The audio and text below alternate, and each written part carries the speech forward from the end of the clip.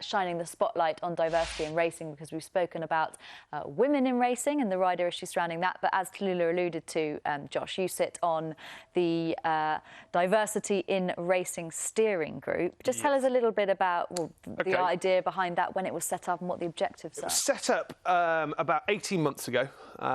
There were 10 people that were asked to come on the committee, and then it was put out for people to apply for other spaces to come onto the committee. It's something that I think on a non-female side, but probably more on an ethnicity side, that Rishi Persad and I have been trying to drive for a long, long time, realising that we're pretty much loners in the sport and the administrative sides of the sport, or the media side of the sport, in terms of living in a white world, I suppose. It's quite weird. We don't see ourselves as any different, and we just sort of continue, but it's wrong when you look around and there's no one that sort of looks like you either.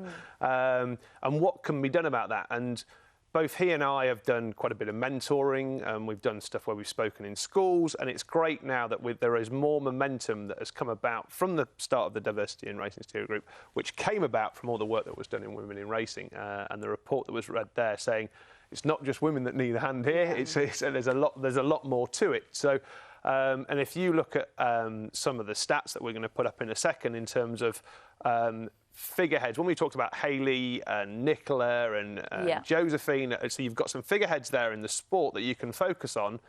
There really isn't when it comes to non-whites in the sport. So these are stark figures. I think anyone would agree in terms of non-whites within working in sport. So just reiterate what BAME stands for.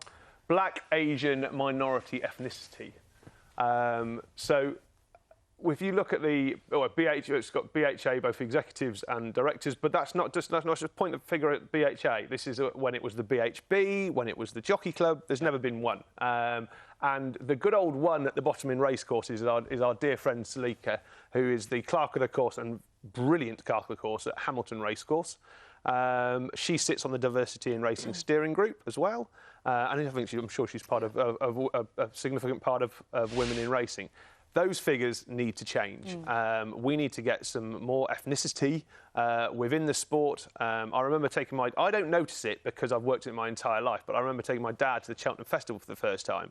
Yeah. And I won't say what his comments were because it was between a father and a son, but he looked round and he was like, what is going on here? It was like it was an all-white party. Is it as big a problem in terms of a racecourse attendance figure as it is participation in the industry itself? it probably because we're more of a... But equally, let's just look at what racing is. And racing is more of a rural sport. And ethnic minorities don't live rurally. They live generally in the centre of town. So one of the aims of the Diversity in Racing Group that I've been pushing through, so it's probably the one that I'm most focused to, is actually we need to take racing to the inner city and to their communities.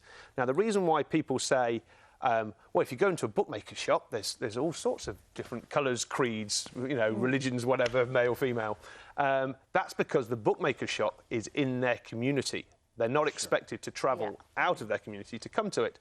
So there is obviously interest. We need to take racing, like I say, on the back of whether it's Racing for School or Take the Reins, some of these really good initiatives that are all coming about. So that's what I'm saying. There's momentum, and there is momentum for change as we speak, and it's keeping it going, not just going, oh, don't worry, it's getting sorted. You've got to keep the pressure on. But equally, I would love to see when I see my responsibility is that when we hand over the sport to the next generation in the years to come, that we have made a difference and that it is more representative of society than it currently was when I came in. Yeah, well, you mentioned Take the Reins. Let's have a look at the work they've been doing, because recently they took some of the inner city kids from different ethnic backgrounds, as Josh mentioned, to Lingfield to enjoy a day out and learn a little bit more about the sport, as Vanessa had been finding out. It's really nice meeting people from different walks of life and seeing how certain people experience life and how their jobs work. It feels like you're in a different country almost. You forget about the city, that this place, like, everything just happens and you get to live in a moment. In the city, everything happens the same thing over and over again. You wake up, it's too noisy. Like, just here is nice and quiet. The people are really friendly, and yeah, it's a good environment to be.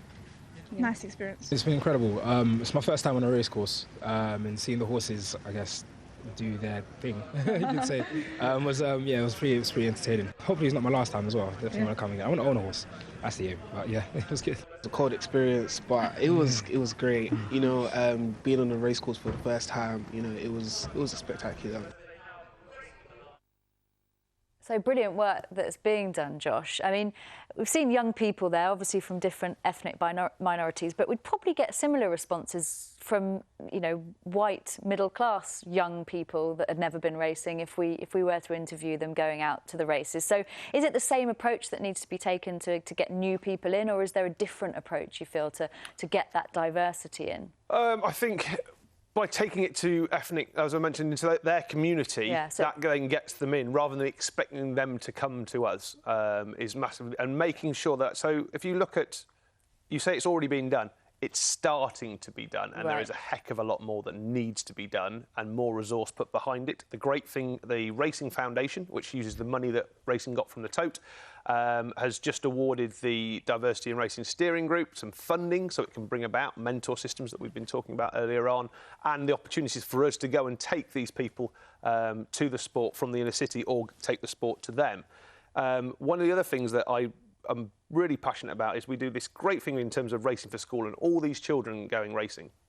Now, after they've been racing, they've been behind the scenes, they've met jockeys and had this brilliant day. They then go home and tell their parents what a great day they've had, and probably, hopefully, some of them badger their parents to come racing. Yeah. Of course, they turn up to the races the next time, and it's completely different to this sort of behind the scenes, inside the pit lane experience that they've had.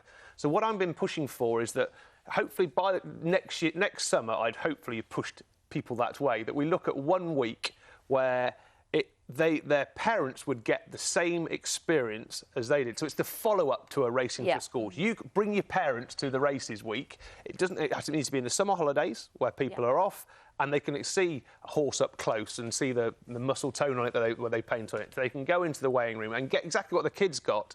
And it's this whole education process of getting people to fall in love with the sport. If you turn up at the moment, if you take someone that's never been racing before and you plonk them in the middle of a race course, we use a different language. No one knows what a paddock is. No one knows what a furlong is. You know, and no one knows what a filly or a blinkers are. We use a language that is not used commonly, and we need to really sort of demystify racing in some which is respects. the same challenges as faced by anyone they're trying to attract into the sport. And so same challenges, same solutions almost to getting these people in. It is, but there's a whole side of society that we're not even touching. Yeah. So that's the whole thing. At the moment, we're only touching 80% of the society. There's 20% that is not engaging with our sport, which we need to engage with our sport. I mean, I totally accept that we shouldn't throw up barriers to new people coming in. But to some extent, you know, the mystique can be attractive for people who you know, get, after the first contact, they get triggered by it and they want to know more. And then it's on them to find out more. And it can be done thanks to papers like, you know, the Racing Post and racing channels and so on. If you're sufficiently enthusiastic, it's almost like that challenge of it being difficult to get to know the sport.